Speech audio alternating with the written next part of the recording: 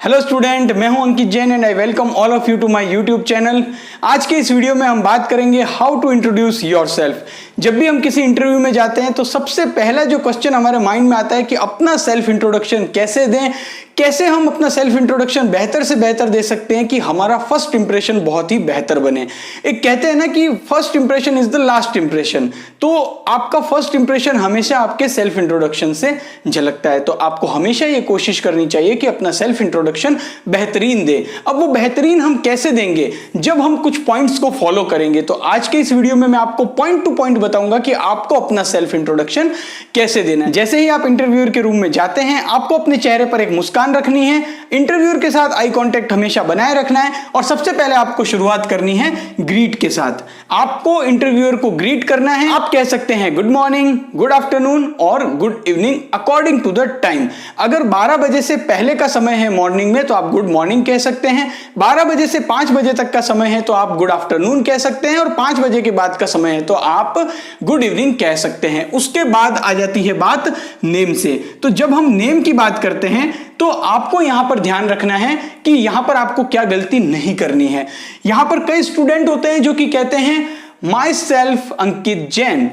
आपको यहां पर माई सेल्फ और आई एम इन दोनों वर्ड्स का यूज नहीं करना है। आपको यह भी नहीं कहना है कि माई सेल्फ अंकित जैन, आपको यह भी नहीं करना है कि आई एम अंकित जैन। ये एक्चुअली क्या है, इनफॉर्मल वेज हैं और माई सेल्फ ग्रामेटिकली भी इनकरेक्ट है। तो आपको क्या कहना है? आपको कहना है माई नेम इज, आपको क्या कहना है, माई नेम इज अंकित जैन। बस दैट्स इट। आपको माई सेल्फ और आई एम इन दोनों का यूज नहीं करना है, ये आपको ध्यान रखना है। तो यहां पर ये बात एकदम क्लियर हो गई। आपको क्या कहना है, माई नेम इज अंकित जैन या जो भी आपका नाम है आप वहां पर कह सकते हैं।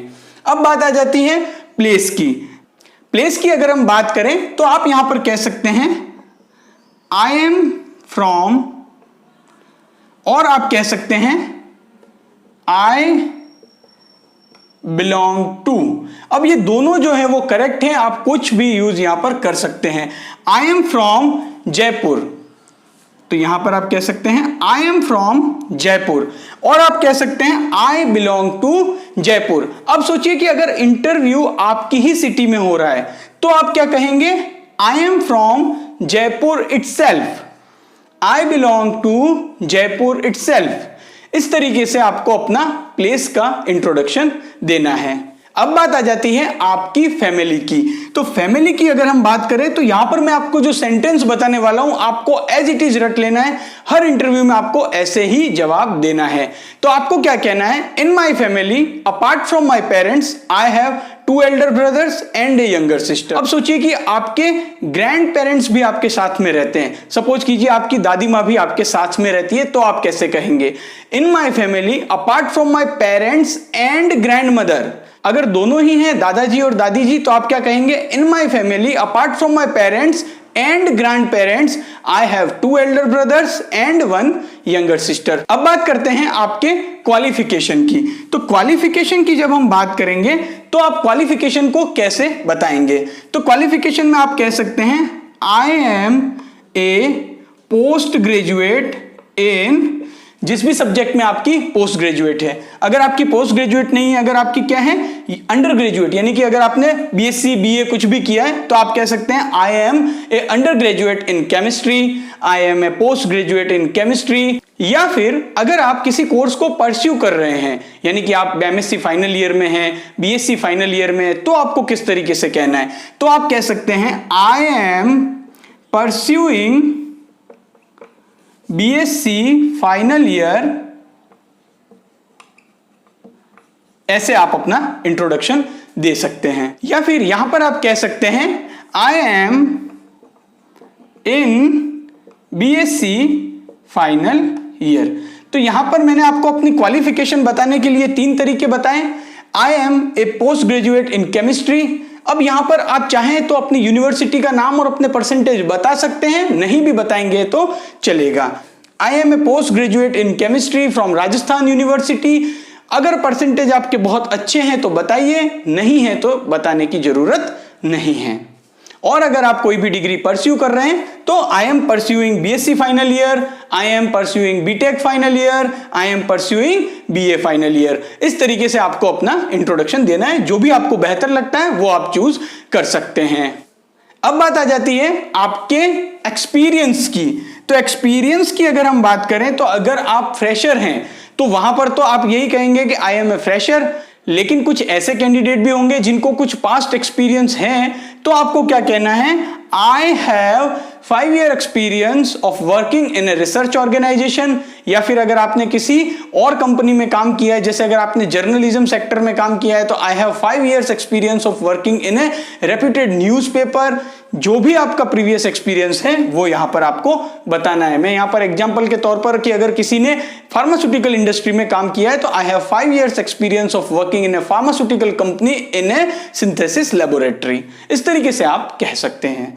अब बात करते हैं आपकी हॉबीज की। हॉबीज की अगर हम बात करें तो आप कह सकते हैं माई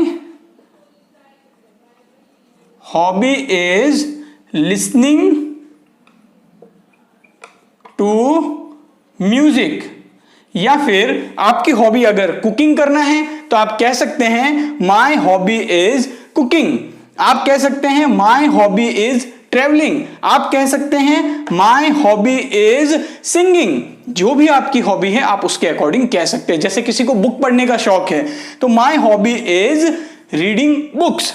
लेकिन आपको यहां पर ध्यान रखना है जो आपकी हॉबी है वही आपको कहना है। ऐसा नहीं कि किसी इंटरव्यूअर को इंप्रेस करने के लिए आप अपनी हॉबी बढ़ा चढ़ाकर बताएं। जो आपकी हॉबी है, जिसमें आपकी एक्सपर्टाइज है, आपको वही बताना है। अब किसी की अगर एक से ज्यादा हॉबी है तो वो क्या कहेगा, my hobbies are listening to music and cooking. तो एक से ज्यादा हॉबी है तो क्या हो जाएगा, माई हॉबीज आर।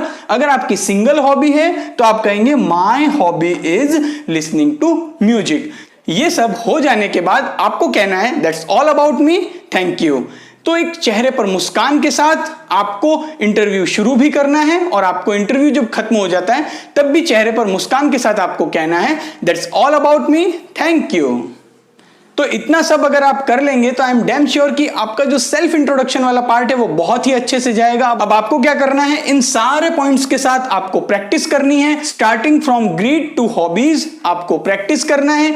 2-3 बार आप प्रैक्टिस करेंगे तो आप इंटरव्यू में बहुत ही अच्छे से, बिना किसी झिझक के और बिना किसी डर के, बहुत ही अच्छे से अपना सेल्फ इंट्रोडक्शन दे पाएंगे। Thank you for watching this video. Video अच्छा लगा हो तो इसे अपने सभी दोस्तों के साथ शेयर कीजिएगा। Thank you.